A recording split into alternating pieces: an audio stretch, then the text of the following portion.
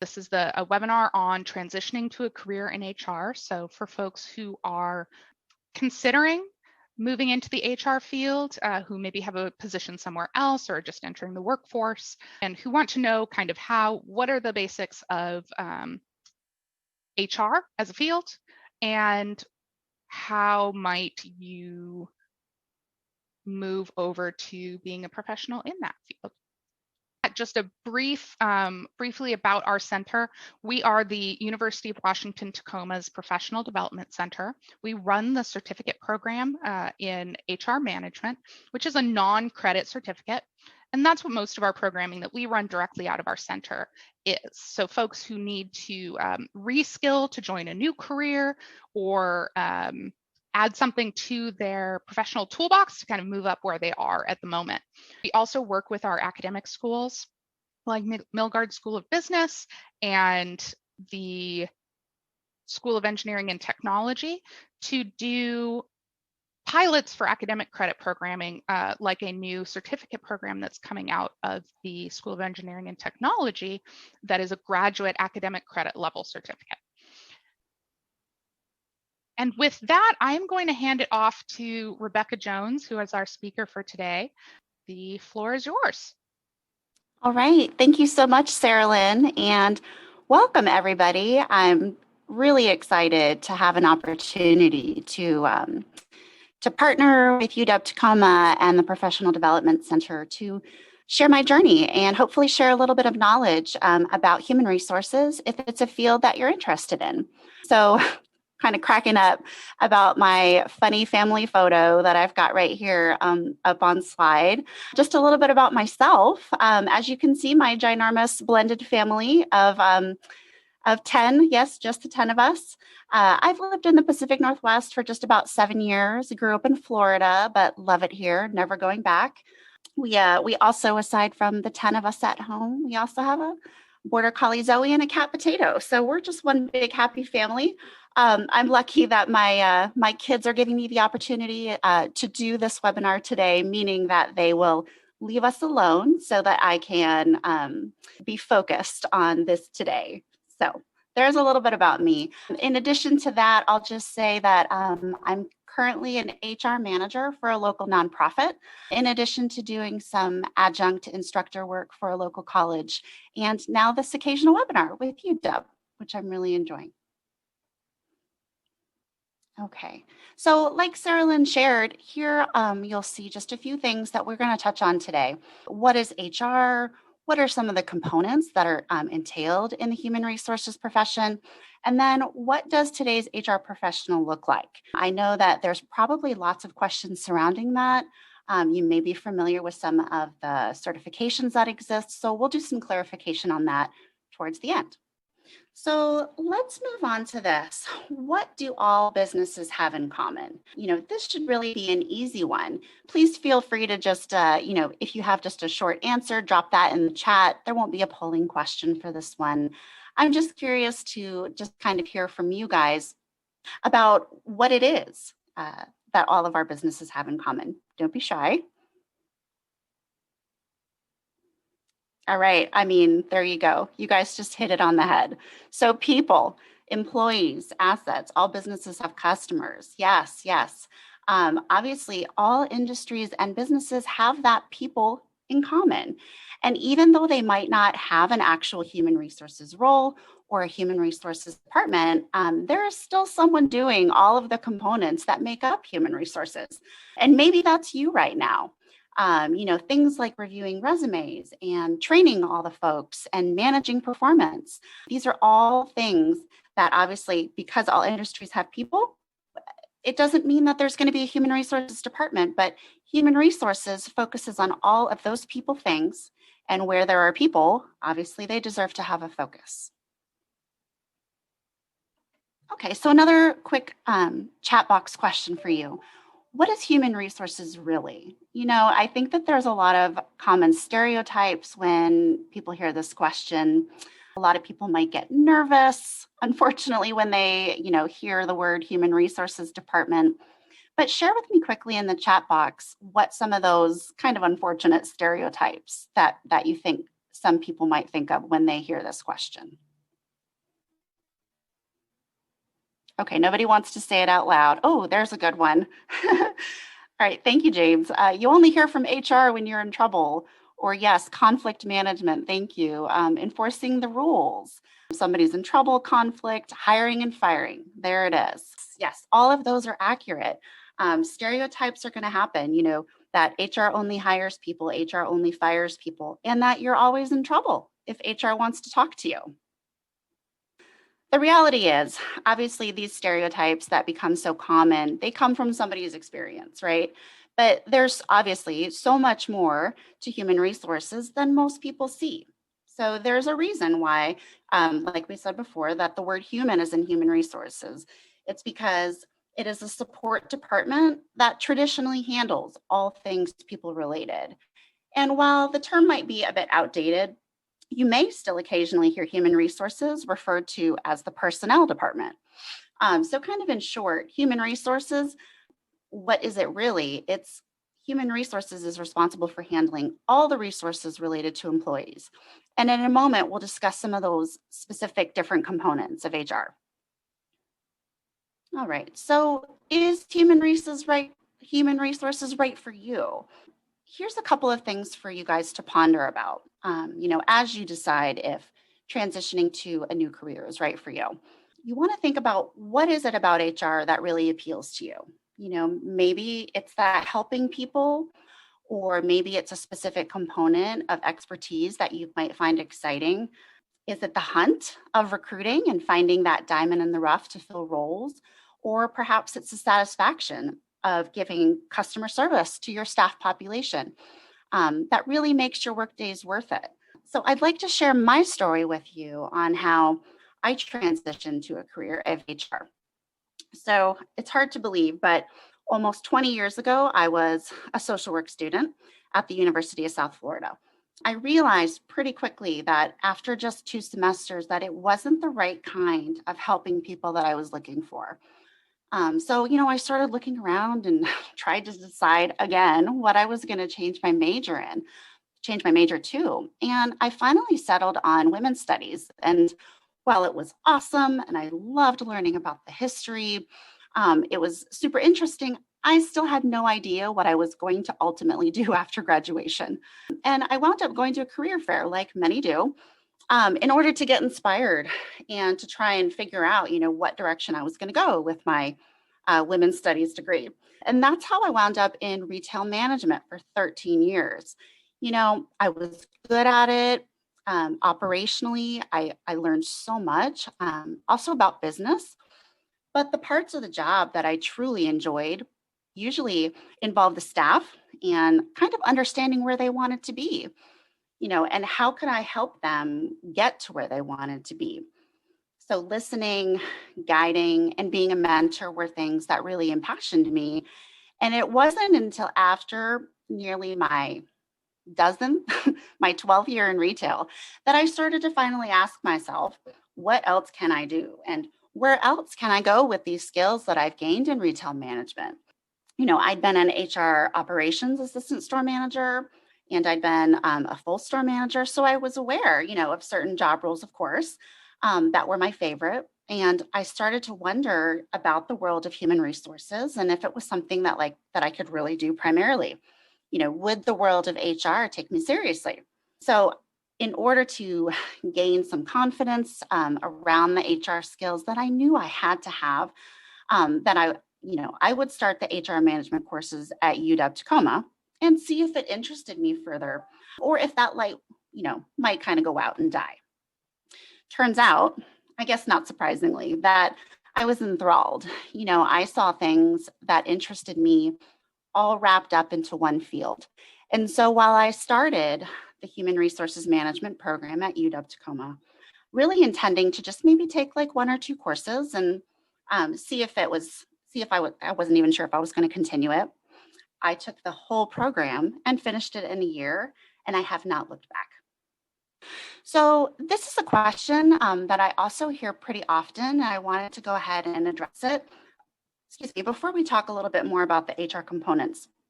So this question, why does HR look different whether it be size or organization, in different fields, companies, and departments. So aside from the obvious, that it may just depend on the number of employees that the human resources department is supporting, it's very dependent on several other factors.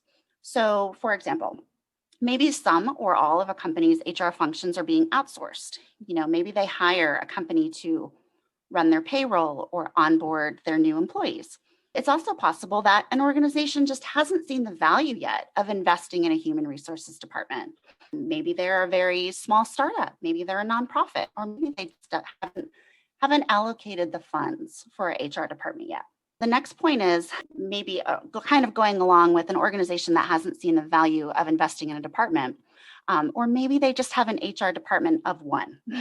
Other companies that do invest in HR, they might have multiple positions for recruiting, for benefits, for employee relations, and each one of these organizations may have a different reporting structure as well for HR. It all truly depends on the organization, what their goal or mission is, or whether or not they see value in investing in a cost center department. Basically one that does not bring in revenue, at least in the traditional way, so to speak. All right. So in addition to the question on this slide, you might also be asking yourself, and maybe this is why you came today, is how do I get in? So in order to maybe answer some of those questions, let's move on and talk about some of those components of HR that I keep referring to. They might sound familiar, and you may already be doing some of them in your current job. So on this graphic, I want to talk through each one of all the components in this graphic. This is a visual glance to some of the different components of HR, or you could call them different areas of expertise. So starting in the middle, the little triad of little people profiles, that's just going to stand for human resources. Okay. Now I want to take you to the very top of this graphic where our little people are standing there with their arms up in the air. This is going to represent recruiting. And if you're not already familiar, recruiting is the component of HR that is really trying to get people into the business, right? They're reviewing resumes, they're doing interviews, maybe job offers, and they're hiring and perhaps onboarding new employees. The next graphic to the right stands for performance. So in HR, whether that be providing feedback to staff or maybe providing some consultative services to supervisors, the performance component can also entail assisting with annual performance reviews. The next graphic down stands for training, investing the time for teaching and learning. And maybe it's spending time teaching and learning with your supervisors. My role in HR has evolved a lot towards just providing consultative services to many managers and supervisors that aren't quite sure how to handle employee conflict, delivering harsh feedback, things like that. They're tough conversations. So a lot of the training that I do is wrapped around that. The next component with the books, that stands for research. So in human resources, you'll come to find that things don't stay the same. Employment laws are constantly evolving. Years like 2020 happen, and there's temporary laws that come out to protect employees. But the research component really means that you're staying up to date on your city or state's employment law, and you're doing research to ensure that you're paying your staff fairly. Those are just two of the small parts of research. The next component stands for skill. We've got our little man balancing 3 different plates, I guess, all the balls up in the air. So skill just stands for human resources to be the subject matter experts in whatever component it is that actually interests you. The next graphic stands for our employees. Obviously, this is kind of the root of human resources, as we've already acknowledged, but making your staff and or your coworkers feeling appreciated. And human resources is truly keeping the pulse on the staff population of the organization. The next graphic, the little superhero, stands for potential. So mentoring others, whether that be formally or informally, is something that human resources does often. And then last but not least, our little flag stands for leadership. Supervising, leading, motivating, consulting. Human resources truly puts their arms around all of the individuals in an organization. So I want to note, you're going to see these components again shortly, and I'm going to compare them to another graphic for our Sherm body of knowledge. So just kind of keep these on the back of your mind because we'll see them again in a moment. Am I already doing some of these components of HR in my current job? I would venture to guess that more than likely you do. If you saw this webinar and were like, that's something interesting that maybe I need to learn more about, then more than likely there is some component of HR already, wrapped up into the work that you're doing now, whatever field you're in. If you are interested in HR, you likely already have skills that would be considered what we call transferable. If you are any kind of manager or supervisor, probably heard the term transferable before. Transferable simply means that if you are doing certain components or HR related tasks in your current job, then those would be considered transferable skills that you could actually put into an HR focused role. So, for example, maybe you hire people in your current job, but you don't work in HR. That's a transferable skill. Another example, maybe right now you work in customer service, hospitality, retail, even though they're struggling here in 2020. But customer service is in fact a very transferable skill. Those who work in customer service spend a lot of time listening, validating, and frankly, following up on many things. So those are all skills that are in turn used in HR in some capacity. And part of deciding if HR is the right career for you is recognizing what it is that interests you in the field and what it is you already do that is involved or part of traditional HR components. So before I explain the graphics shown here on this next slide, I just want to talk about three things that really every individual that's interested in human resources should become familiar with. So number one is Sherm, and Sherm, of course, is an acronym. Sounds kind of funny, but Sherm stands for the Society of Human Resources Management. Sherm is an international organization that works with HR professionals all across the country and really sets standards for those HR professionals. If you've never utilized the Sherm website, this is not a plug for Sherm, but I will just say that Sherm is a great place to start and has a wealth of knowledge and information that is free, and you do not have to be a member to gain access to all of it. The second thing that I would always recommend people be familiar with is the Sherm competency model. So that is the graphic that we have here on the screen, and I'm going to go further into explaining that in just one moment. And then the third thing is the Sherm, well, the acronym is SHRM-BOK, but SHRM-BOK stands for Body of Competency and Knowledge.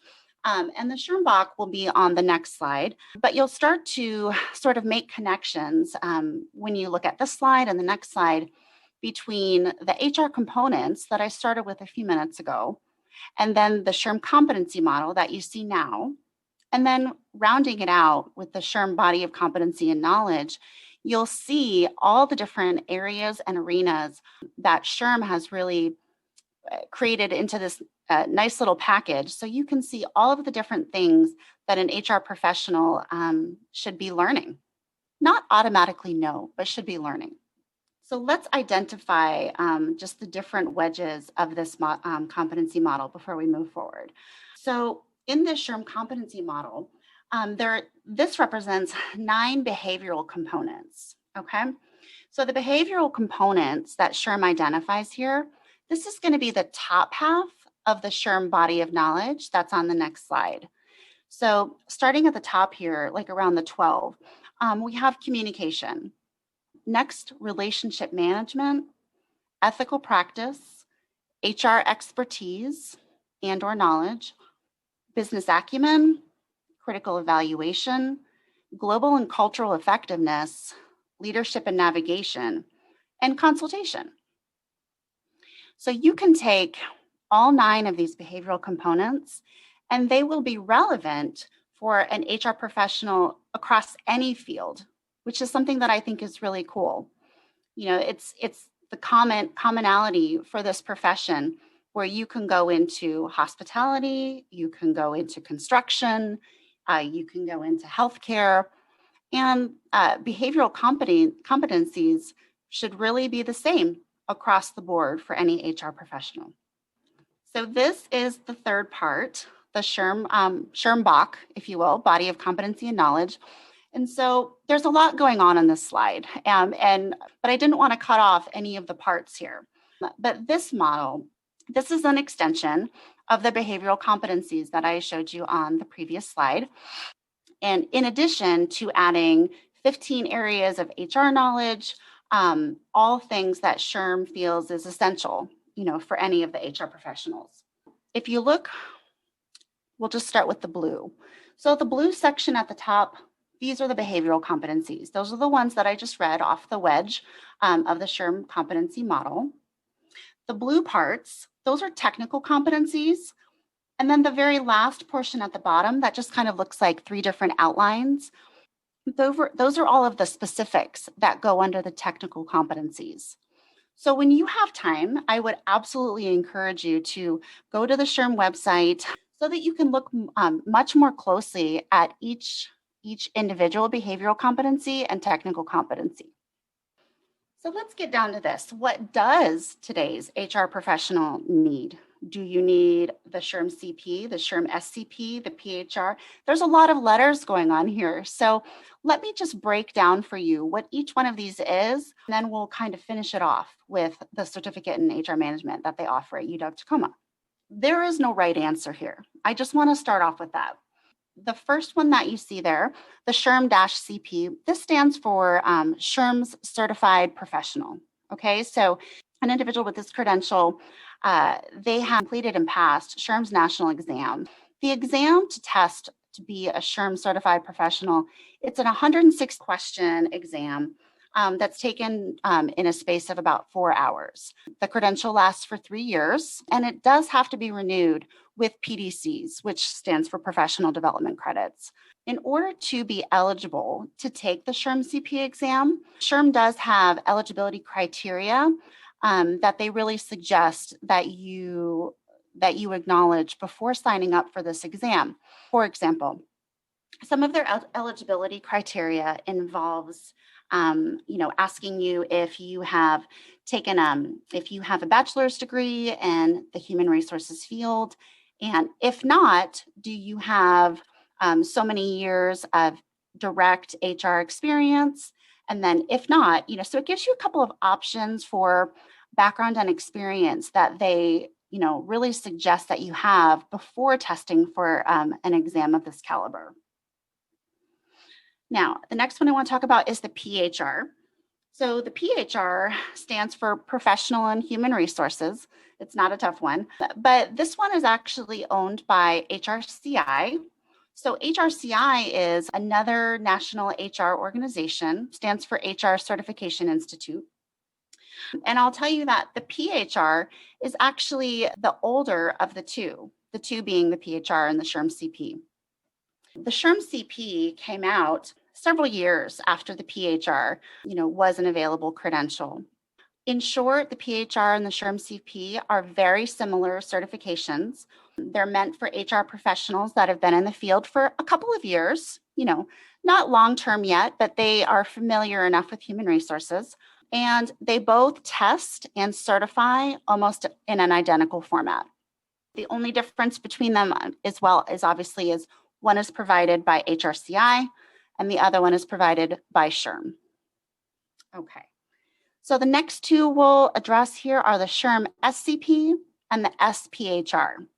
So the Sherm SCP and the SPHR are meant for our senior HR professionals. I believe that the eligibility criteria for the Sherm SCP and SPHR recommend that you have, again, there's a couple different options. So, a bachelor's in HR, related field, and or between 5 and 10 years of direct HR experience.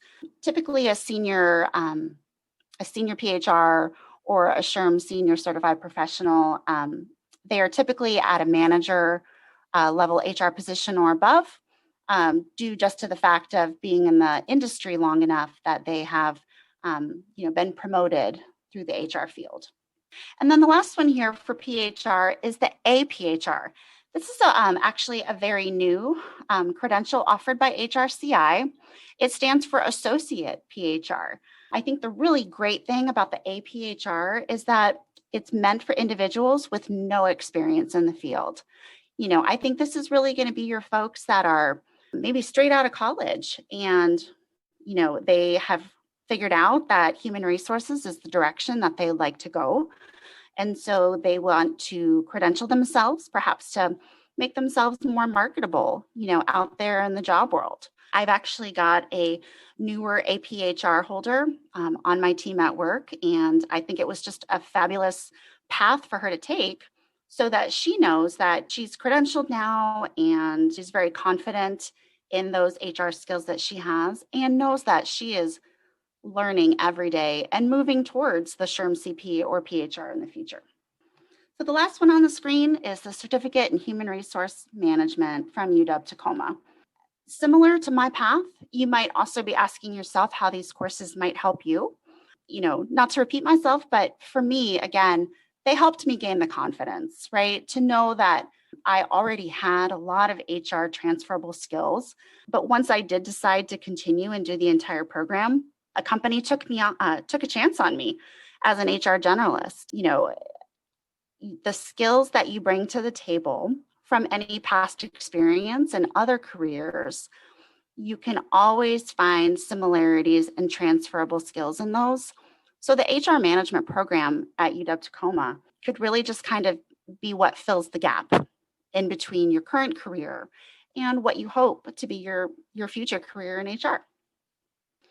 So some final thoughts. I think it's really important for each and every one of you to set realistic goals and expectations for yourself. Kind of like what Sarah Lynn said at the beginning, it's hard for anyone to transfer careers without starting at the bottom. While there are many employers that respect years of work experience, even if it's not in the same field, there's also others that will expect you to start in an entry-level position, including entry-level pay, in order to get your feet wet and truly learn from the beginning what human resources really is. I think that the realistic goals and expectations for yourself is really the essential first step. And then maybe, thinking about maybe it's the HR management program at UW Tacoma, or maybe it's something else. Whatever it is that you need to do for yourself to feel marketable in the job world.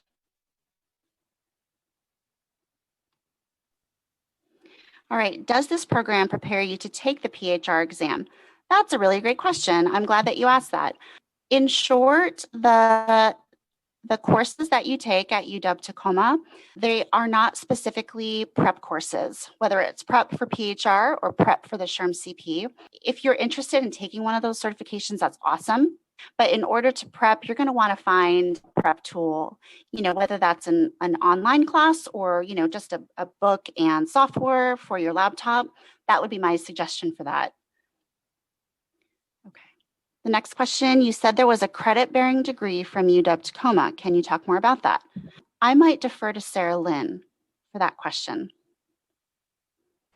So you know what? I'm actually unsure of whether there is a credit-bearing HR degree at UW Tacoma. I believe the answer to that is no, but Gerald, if you can write that down and write down who it was who asked that question, I can get back to you with that answer. I also really quickly wanted to speak to the question about taking the PHR or APHR. We are right now in conversation with a company where we might partner with them to offer an optional exam prep program for students who are participating in our HR certificate program. So you would be able to add on the exam prep materials and kind of do a study group with other students in your program, which is something that I've heard our students do pretty frequently on their own. But this would just kind of give a little bit more structure to that, give you some really access to really good materials for doing that self-study, and kind of, again, give you that structure. And possibly even a discount on taking the PHR or APHR. And then I will actually probably be talking with Rebecca about options for people who are preparing for the Sherm certificates, but we are going to start probably with the thePHR to kind of help assist those folks who are taking our certificate with that idea of transitioning careers who may not have the experience behind them to meet the requirement for the full PHR. Okay, the next question I see is this program a prerequisite for another certificate program?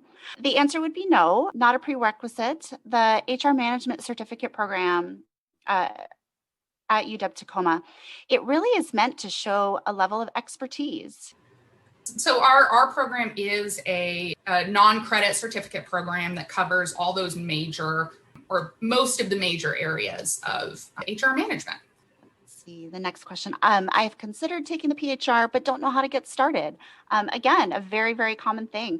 I think the best thing for anyone who's considering either one, whether it's a Sherm certificate or an HRCI certificate, I think the best place to start is on their website. That way you can, visually see criteria that they are suggesting to see what makes you eligible for which test. I would do some research, go onto the Sherm website, go onto the HRCI website, take a look at the eligibility criteria, and then see what makes sense for you, and two, what makes sense for your career path.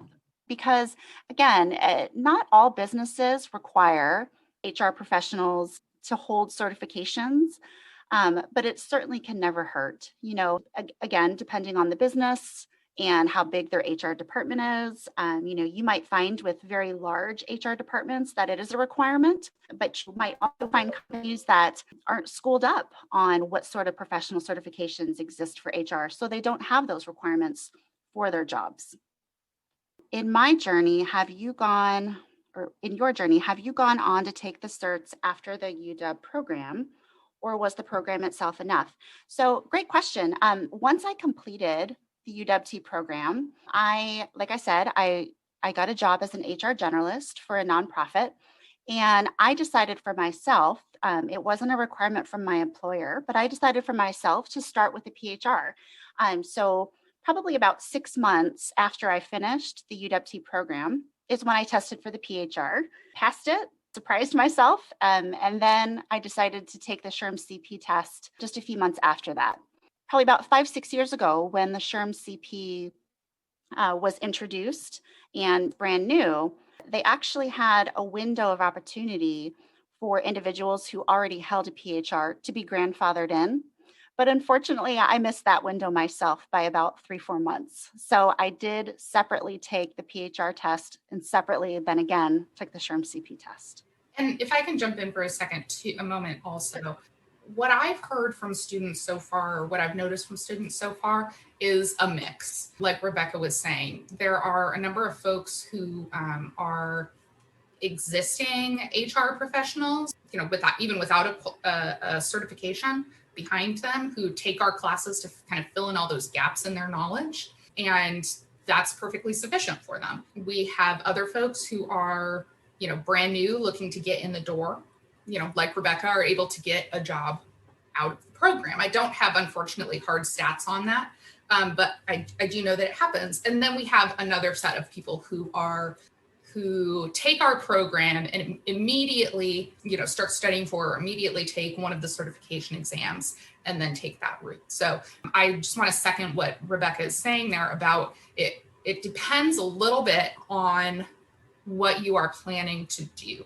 So if you are planning to go into a particular industry, you may want to go on, Monster or Indeed or one of those job boards and look up human resources management jobs and see what they are asking for. Are they asking for the certifications? Or if you're looking to do something really specific, so say you're interested in training and development, there are other certifications for training and development that are not technically, quote unquote, HR certifications. So it may not be that your path is take Sherm or PHR. It may be that your path is go take ATD, A, T as in Tom, D as in dog, Association for Training and Development, and get that certification because you want to do something very specific. So just a little add on there. Okay. The next question is it required to take a course to prep for the PHR? The answer is no. While many colleges around the area do offer prep courses, or you can also, like Sarah Lynn said, you can find online groups for prep. The only thing that's required for the PHR and the Sherm CP is that you sign up to take the test with a national testing organization, usually Prometric, all of which is done through their websites, but no preps are ever required. Next question, to transition, would it be better to take the PHR or to try to get a job to see if we like it? I think that really just depends on the person, depends on who you are. I think for some folks, maybe testing the waters might make the most sense. But certainly for others, sort of ensure for themselves their areas of expertise. Taking something and getting certified with a PHR or SHRM CP is something that's important to the individual. So I think it's just very dependent on each person. Let's see, you said that there are aspects of HR that are being outsourced. How do you see the future of the field? Is there growth in this field, or do you see this field shrinking in the near and distant future? Great question. So I think the way I would answer this is that I see immense growth in this field.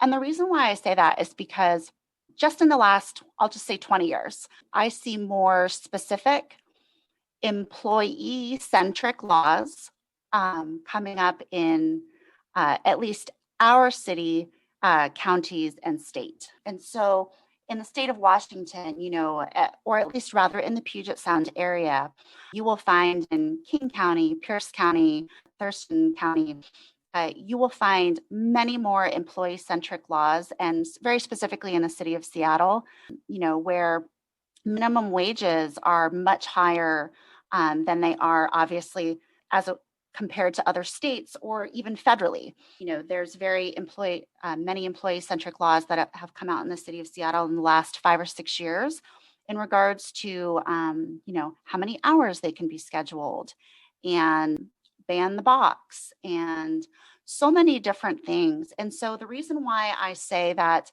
there is immense growth in this field is because of all these employment laws, I think many employers are thankfully seeing the value in having an HR department that can help focus on these details to ensure that their organization is taking care of the employees and also, importantly, being compliant with all of these ever-changing employment laws.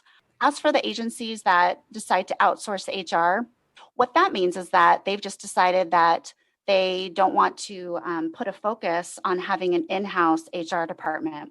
And outsourcing HR just means that they'd rather find one of many agencies that has, many HR professionals where they can outsource the work, not have to worry about staying up to date on a lot of that employment law that I was just talking about, so that they can purchase these resources from another company and feel confident that they're taking care of their staff.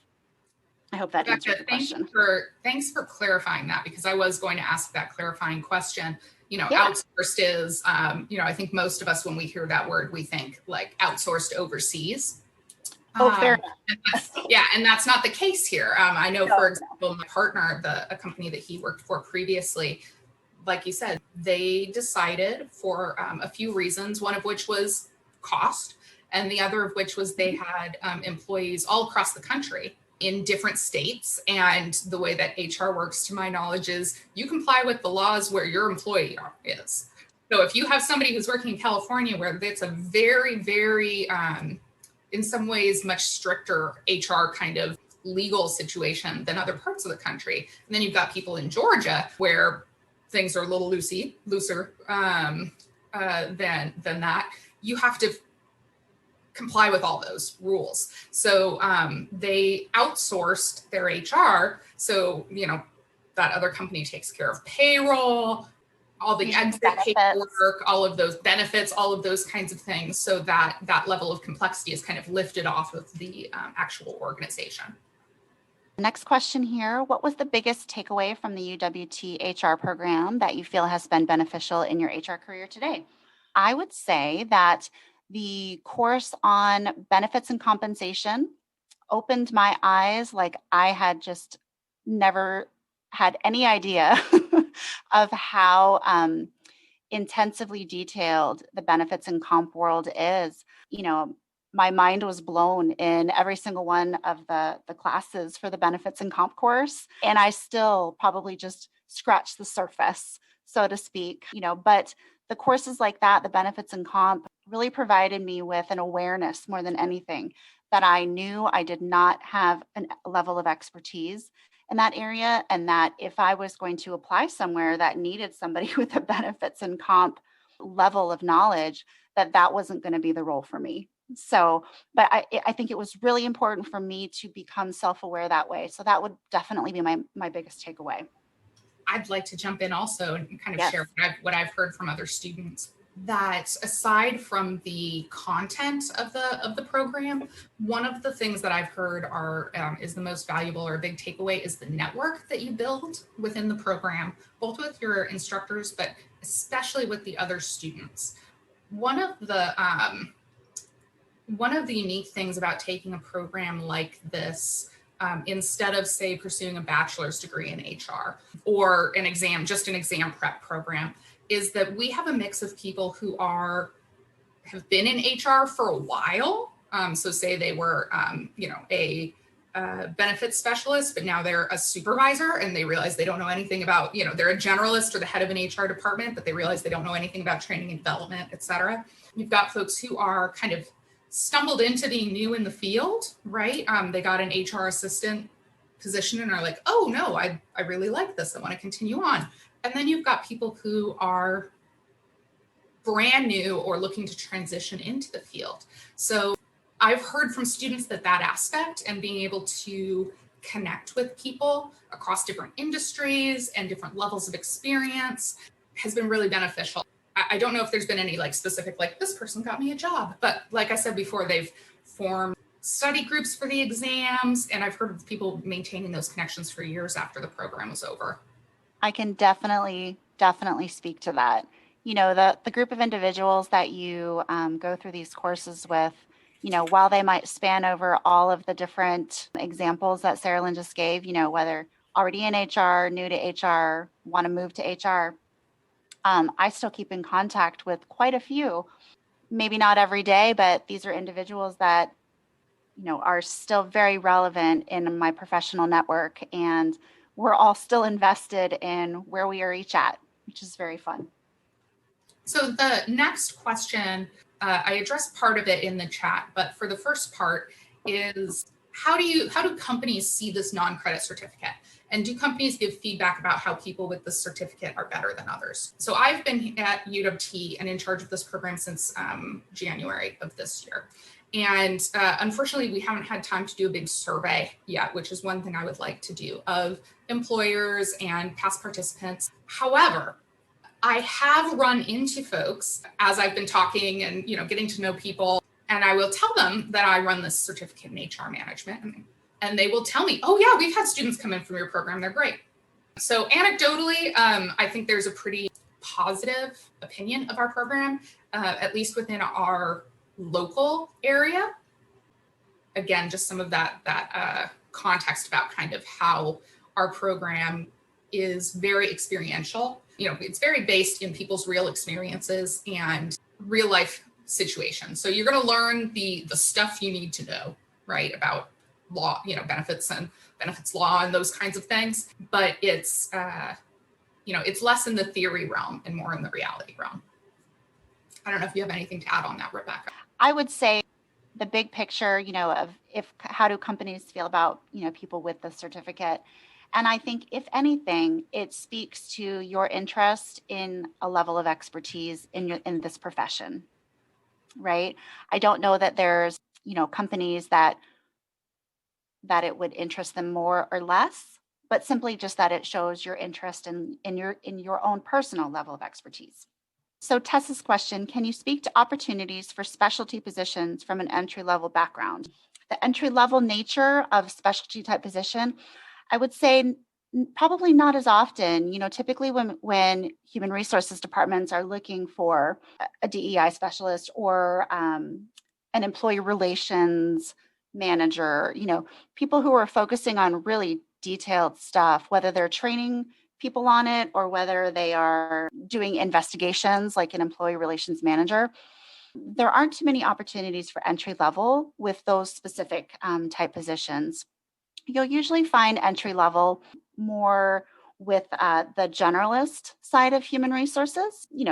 It kind of speaks for itself. An HR generalist position is a really great opportunity for people to, learn high level of lots of different things that HR does in order to prepare them to do more of a specialty type role.